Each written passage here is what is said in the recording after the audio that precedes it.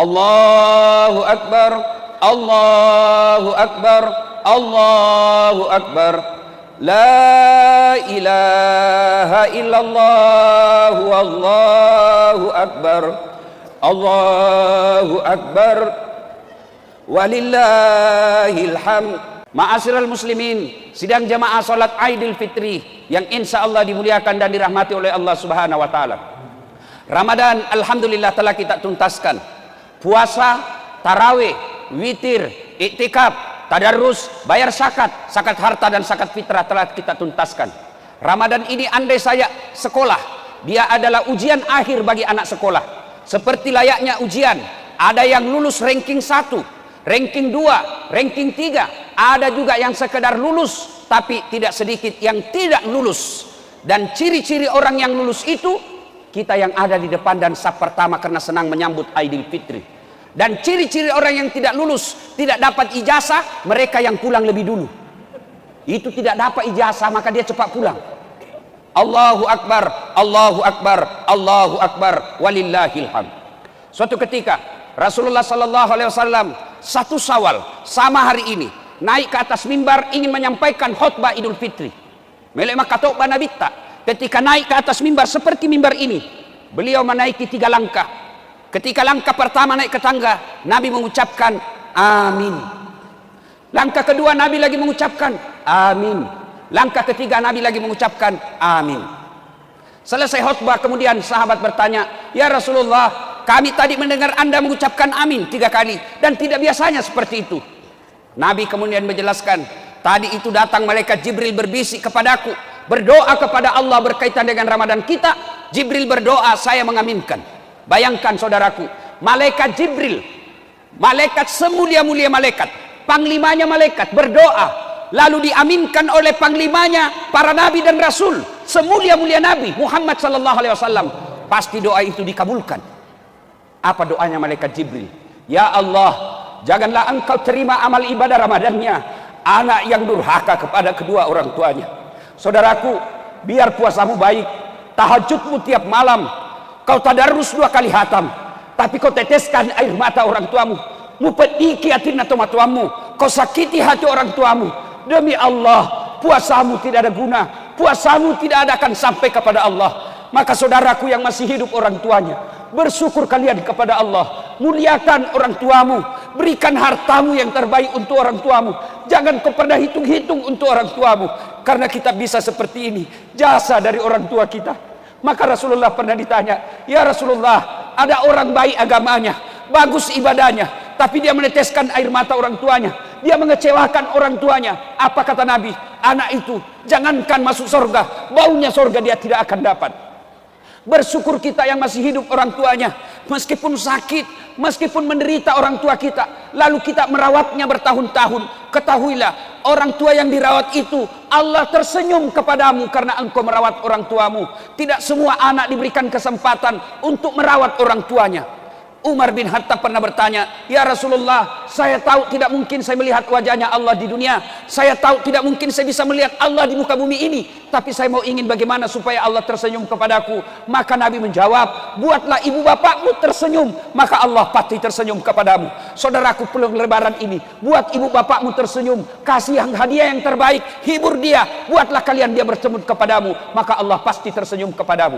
Adik-adikku para remaja, selesai biasa lemaran, kalian buka baju, kalian buka serban, kalian buka sarung, tapi kalian pergi tempat hiburan. Memang ada dosamu di tempat hiburan. Datanglah kepada orang tuamu, cium kakinya, jangan lepas tangannya sebelum dia katakan, "Wak dampangan nak, saya maafkan kamu."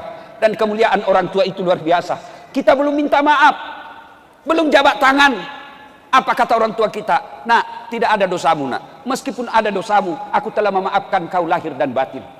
Saudaraku, banyak orang dalam rantauan seperti kita ini yang ada di Batu Licin, ingin mencium ibu bapaknya, ingin mencium tangan ibu bapaknya, tapi ibu bapaknya ada di Jawa, dia tidak kembali kampung karena uangnya terbatas. Maka saudaraku yang ada orang tuanya di tempat ini, kembalilah kalian, buat orang tuamu tersenyum, maka Allah pasti tersenyum kepadamu. Dengar firman Allah, "Imma yablughanna indakal kibra ahaduhuma aw kilahuma fala takul lahumā uff wa la tanharhuma wa qul lahumā qawlan karima." Apabila kedua orang tuamu sudah lanjut usia, dalam pemeliharaanmu, matoani to matoamu, dek nanoleh kasih murusu alena, dan ini tinggal di rumahmu. Jangan kau berkata ah kepadanya, jangan kau teteskan air matanya. Ayat ini kemudian diterjemahkan, ditafsirkan oleh para ulama. Kalau kalian bangun masjid, boleh transfer duitnya dan tidak mengurangi pahalanya. Kalau kalian ingin menyumbang fakir miskin, boleh kirim pakai sopirmu. Tapi jika kalian ingin berbuat baik kepada orang tuamu, jangan kau kirim pakai orang lain. Jangan kau suruh orang tua orang lain, tanganmu dan tangannya orang tuamu datang kamu bawakan. Begitu cara ayat ini memuliakan orang tua. Allahu Akbar, Allahu Akbar, Allahu Akbar, walillahil hamd. Bagaimana buat kita yang sudah wafat orang tuanya? Ustadz, saya dulu nakal, saya dulu sering mengecewakan orang tua saya. Sekarang saya sudah hijrah, saya sudah bertobat, tapi orang tua saya sudah tidak ada Ustadz, sudah ada di alam kubur. Agama mengajarkan bagi mereka yang sudah wafat orang tuanya, satu, doakan orang tuamu. Doakan bagaimana? Tidak harus ustadz yang doakan kamu, tidak harus pak imam yang doakan untuk orang tua. Lebih baik kalian yang langsung doakan. Selesai nanti Idul Fitri, kalian ingin mendoakan orang tua, silakan langsung. Tidak harus ada ayam, tidak harus ada soko, tidak harus ada nasi. Kalian duduk menghadap kiblat, selesai ini doakan orang tuamu, dan tidak harus melalui dasat latif, tidak harus melalui ulama, tidak harus melalui habaib. Doakan langsung, karena doa paling baik untuk orang tuanya dari bibir anaknya. Dasat latif doakan orang tuamu belum tentu pernah kenal baik, maka doakan. Apa doanya Ustaz? Tidak harus kau bahasa Arab. Puang, tak dampangi dosana tomatuaku. Ya Allah, ampuni dosa orang tuaku, terima amal ibadahnya, lipat gandakan segala kebaikannya, lapangkan alam kuburnya, jadikan kuburnya menjadi taman-taman surga. Tapi ingat, saudaraku para akhwat, ini makun raya perempuan, kalau pergi ziarah kubur, tidak usah kau pergi ziarah kubur kalau kelihatan auratmu. Tidak usah kalian pergi ziarah kubur kalau kau tidak mampu menutup auratmu dan pakai jilbab. Kalau kau pergi ziarah kubur tidak tutup auratmu, disiksa orang tuamu di kubur. Seolah-olah malaikat berkata, lihat itu anak gadismu, datang melihat kamu, dia pertontonkan auratnya. Untuk apa kalian bawa bunga? Untuk apa kalian bawa pandan? Kalau kau tidak datang dengan doa, apalagi sampai kau perlihatkan auratmu. Allahu Akbar, Allahu Akbar, Allahu Akbar, walillahil hamd. Yang kedua, kalau wafat orang tua, setelah doakan, sedekah. Ustaz, saya mau orang tuaku terang kuburnya, kirimi pembeli lampu di masjid. Ustaz, saya mau orang tuaku supaya ada AC di kuburnya, kirimi pembeli AC di masjid. Insya Allah sudah ada di situ. Bapak yang sudah ada duit di kantong, niatkan pulang nanti ini berbagi supaya orang tua terang kuburnya. Allahu Akbar. Yang ketiga, cara berbuat baik kepada orang tua sudah meninggal adalah mengunjungi karib kerabatnya. Sudah datang orang tua, masih ada paman kita, masih ada acil kita, datangi mereka. Jangan acil kita yang datang, jangan paman kita yang datang, kita yang datangi paman kita. Itu yang diajarkan oleh Nabi. Paman saya miskin, paman saya tidak ada sekolahnya, jangan lihat itu semua. Tapi agama mengajarkan anak yang datangi saudara bapaknya atau saudara ibunya. Allahu Akbar, Allahu Akbar, Allahu Akbar, walillahil hamd. Yang kedua, orang yang didoakan tidak diterima amal ibadah Ramadannya, lalu malaikat Jibril lagi berdoa, ya Allah, janganlah engkau terima amal ibadah Ramadannya muslim yang tidak mau memaafkan sesamanya muslim. Saudaraku, pilkada, pilcaleg, pilpres kadangkala membuat kita pecah persaudaraan. Itu keliru dan salah. Orang sudah jadi wali kota, orang sudah jadi bupati, orang sudah jadi presiden, orang sudah jadi anggota DPR. Kalian bertetangga masih musuhan, apa yang kalian dapat? Boleh kalian berpecah, boleh kalian berbeda pilihan, boleh kalian berbeda caleg, berbeda partai, berbeda calon gubernur, silakan. Tapi ajak kasih salah-salah, jangan bercerai-berai. Orang yang memutuskan tali persaudaraan, biar puasanya lengkap, tarawihnya tidak ada putus, zakat sedekahnya baik, 30 malam, tiap malam tahajud. Tapi dia memutuskan tali persaudaraan. Depan rumahnya bermusuh gara-gara parkir, sebelah rumahnya bermusuh gara-gara taman, sebelah kirinya bermusuh gara-gara got, belakang rumahnya bermusuh gara-gara binatang ternaknya. Dengar ancaman Nabi. Atadruna manil muflis? Tahu enggak kamu pendusta agama? Tahu enggak kamu orang yang bangkrut di akhirat kelak? Bangkero imatuku akhirat, pailit dia di akhirat nanti. Siapa mereka? Jarusu wa khati'ur rahim, tetangga yang jahat sama tetangganya dan yang memutuskan tali persaudaraan.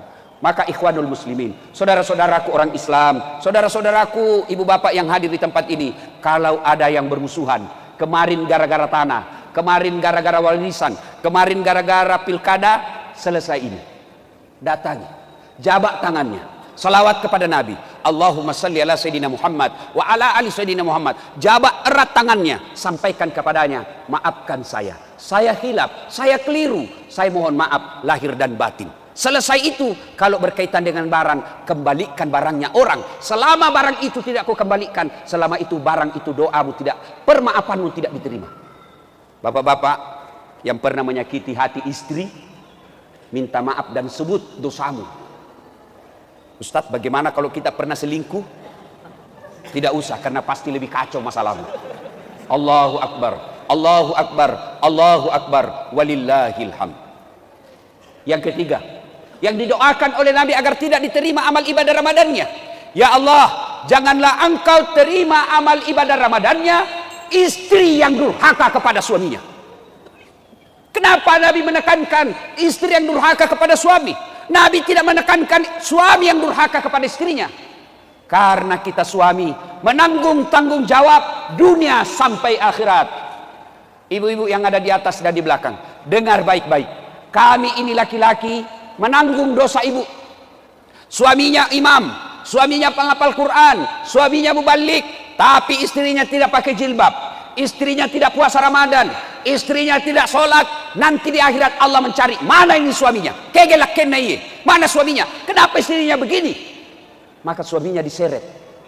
Kau temani istrimu, ku anfusakum wa ahlikum nar. Itu di akhirat. Dunia, dengar ini ibu-ibu, malu seorang suami kalau istrinya pulang kampung, baju tahun lalu lebarannya masih itu tahun ini. Malu kita sebagai suami kalau kita sudah punya anak tapi masih ngontrak-ngontrak, kita tanggung rasa malu di dunia. Mana pernah istri berpikir malu kalau suaminya tidak pakai cincin? Dunia kita tanggung. Berapa banyak seorang suami cari muka, membanting harga dirinya, datang ke bank, minjam uang, kredit, untuk apa? Supaya anak istri bahagia di rumah. Berapa banyak suami tidak tidur tengah malam, untuk apa? Memikirkan perusahaan, bagaimana supaya perusahaan bisa langgeng. Berapa banyak suami jadi tukang gojek, jadi sopir, macet mobilnya, dan dia tidak telepon istrinya. Macet mobil, kempes ban mobil, dia tidak telepon. Kenapa? Supaya penderitaan suaminya dia tidak rasakan penderitaan oleh istri. Itulah sebabnya kenapa orang yang durhaka, istri yang durhaka kepada suaminya didoakan oleh Nabi agar oleh Jibril agar tidak diterima amal ibadah Ramadannya, dan Nabi mengaminkannya. Ada jamaah yang bertanya, Ustadz, bagaimana kalau suami yang durhaka sama istri? Tidak dijelaskan dalam hadis ini. Allahu Akbar, Allahu Akbar, Allahu Akbar, walillahil hamd. Kalau ibu-ibu tidak senang sama suami, bukan dengan memakinya, bukan dengan menghinanya, bukan dengan menceritakan kejelekannya, tapi jalannya kamu pisah baik-baik, bukan menghinanya. Ada 4 golongan orang yang didoakan oleh Nabi menjadi bahan bakar api neraka, menjadi bahan bakarnya api neraka. 4 jenis perempuan. Satu diantaranya adalah istri yang suka berkata kasar kepada suaminya, istri yang suka memaki suaminya. Maka ibu-ibu yang saya cintai karena Allah, selesai lebaran ini, jangan dulu kau ke tetanggamu, jangan dulu kau kepada suaminya orang, jangan dulu kepada bosmu, tapi datang kepada suamimu, minta maaf. Bapak-bapak juga, jadilah suami yang baik. Karena bagaimana istri kita mau baik kalau kita sendiri tidak bisa menjadi teladan? Selalu kita berdoa, Rabbana atina fid dunya hasanah wa fil akhirati hasanah wa qina adzabannar. Yang doa di dalamnya satu diantaranya, ya Allah, berikan kami keselamatan, kebahagiaan di dunia. Dan kebahagiaan di dunia itu ada 4 unsur kata para ulama. Yang pertama, punya suami yang baik, punya istri yang baik. Kita bisa bahagia, kita bisa dakwah karena kita punya istri yang baik. Berbahagia bapak-bapak yang punya istri yang baik. Saya bisa ceramah seperti ini karena punya istri yang baik. Bayangkan kalau saya mau ceramah di atas mobil, tiba-tiba istri saya WhatsApp, Ustaz, kesetrum anakmu. Mana bisa lagi saya ceramah? Maka itulah fungsinya istri, membuat suami keluar cari nafkah, membuat hati suami tentram. Jangan malah begitu suami keluar, kita WhatsApp dengan kalimat yang tidak enak, kita kirimi pesan-pesan yang tidak nyaman dibaca. Kalau ada sesuatu yang ingin disampaikan, sampaikan secara langsung setelah ada suamimu di rumah, supaya dia bisa tenang, fokus bekerja cari nafkah ketika dia ada di luar. Allahu Akbar, Allahu Akbar, Allahu Akbar, walillahil hamd. Yang kedua, unsur fid dunya hasanah, punya anak yang soleh dan soleha. Percaya saudara-saudaraku, ketika kita wafat, Pergi bapak ziarah kubur, siapa yang doakan kita? Ibu-ibu nih yang ada di atas dan belakang. Begitu ibu meninggal, siapa yang doakan ibu? Suami? Tidak, dia kawin lagi. Siapa yang doakan kita? Anak. Bagaimana anak kita mau doakan kalau dia tidak pernah diajarkan agama? Lihat anak-anak kita sekarang, lihat anak kita sekarang nanti kalau ziarah kubur. Dia cuma datang ke ziarah kubur lalu dia tulis OTW ziarah kubur. Sampai di kubur, dia foto lagi dirinya, pegang batu nisan. Kuburan nenek saya. Dia tidak ada berdoa. Maka begitu gambaran kita nanti. Ketika konik kiburee, bapak ibu sudah dikubur. Yang doakan kita, anak. Kalau anak tidak dididik dengan baik, jangan harap dia akan doakan kita. Dan saudaraku, dikubur bukan 1 tahun. Bukan 10 tahun. Bapak pergi merantau ke Jawa. Orang Jawa merantau ke Batu Licin. Kada nyaman, bulik ikam ke kampung. Tapi kalau sudah masuk di kubur, ada yang bulik. Kada enak dikubur, bulik ulun, kada ada. Allahu Akbar, Allahu Akbar, Allahu Akbar, walillahilham. Maka alangkah bahagianya. Orang tua dikuburnya sudah jadi tulang belulang, tapi anaknya setiap 5 waktu di sujud terakhirnya selalu berdoa, Allahumma ghafirli wali walidayya warhamhuma kama rabbayani shaghira. Bagaimana ada kita menjadi soleh dan soleha? Tidak usah cemaskan soal kantongnya, tidak usah cemaskan soal isi perutnya, cemaskan akhlak dan agamanya. Dan salah satu cara agar anakmu soleh dan tidak keras hati, tidak kepala batu, jangan kau kasih makan uang haram. Bapak boleh bisnis di luar, tapi hati-hati membawa uang pulang ke rumah, karena itu akan menjadi darah daging anak dan keturunan kita. Allahu Akbar, Allahu Akbar, Allahu Akbar, walillahilham. Yang keempat, yang disebut fid dunya hasanah. Yang ketiga, yaitu punya teman yang baik. Teman yang baik bukan tinggi pangkatnya. Teman yang baik yang bisa menunjukkan kamu ini baik, ini salah. Itulah teman yang baik. Bagaimana ciri-ciri teman yang baik? Masuk waktu sholat, dia ingatkan kita. Masuk waktu sholat, dia ajak kita sholat. Itulah teman yang baik. Mana lagi teman yang baik? Mereka yang akan hadir ketika susah, dan dia akan hadir ketika kita senang. Allahu Akbar. Dan yang keempat, di dunia hasanah itu adalah punya harta yang berkah. Harta yang berkah itu bukan jumlahnya banyak, tapi berapa banyak harta kita bisa dinikmati oleh orang lain. Allahu Akbar, Allahu Akbar, Allahu Akbar, walillahil hamd. Sidang jamaah Aidil Fitri yang saya muliakan, pada akhirnya mari kita pelihara amal kita selama bulan suci Ramadan ini. Kalau kita terlibat anak yang durhaka sama orang tua, putus silaturahmi, kemudian kita termasuk istri yang durhaka kepada suami, wala tayasu min rauhillah, jangan kau putus asa. Mari mohon ampun kepada Allah, lalu bermaaf-maafan kepada sesama manusia. Inilah tujuan salah satu dihadirkannya ceramah dan Aidil Fitri, berkumpul kita di satu tempat ini supaya apa? Selesai Aidil Fitri kita saling mendoakan, taqabbalallahu minna wa minkum, taqabbal ya karim siyamana wa siyamakum. Demikian, semoga ada manfaat. Barakallahu li wa lakum wa izza'il mu'minin, innahu huwal ghafurur rahim.